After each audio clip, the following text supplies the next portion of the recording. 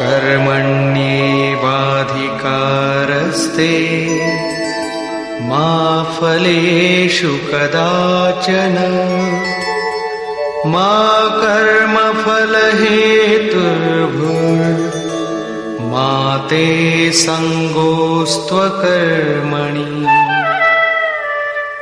कर्म करने में ही तेरा अधिकार हो, फल में कभी नहीं। ऐसा समझ के फल हैं ही नहीं। फल की वासना वाला भी मत हो और कर्म करने में तेरी अश्रद्धा भी ना हो।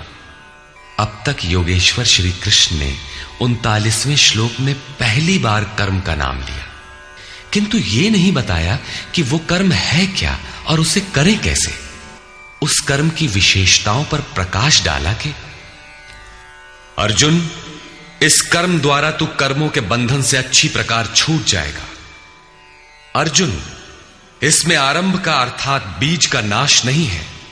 आरंभ कर दे तो प्रकृति के पास कोई उपाय नहीं कि उसे नष्ट कर दे। अर्जुन, इसमें सीमित फल रूपी दोष भी नहीं है कि स्वर्ग रिद्धियों सिद्धियों में फंसाकर खड़ा कर दे। अर्जुन, इस कर्म का थोड़ा भी साधन जन्म मरण के भय से उद्धार कराने वाला होता है। किंतु अभी तक उन्होंने यह नहीं बताया कि वो कर्म है क्या, किया कैसे जाए। इसी अध्याय के 41वें श्लोक में उन्होंने बताया, अर्जुन, इसमें निश्चयात्मक बुद्धि एक ही है, क्रिया एक ही है। तो क्या बहुत सी क्रिया वाले भजन नहीं करते? श्री कृष्ण कहते हैं, वे कर्म नहीं करते। इसका कारण बताते हुए कहते हैं कि अविवेकियों की बुद्धि अनंत शाखा वाली होती है, इसलिए वे अनंत क्रियाओं का विस्तार कर लेते हैं।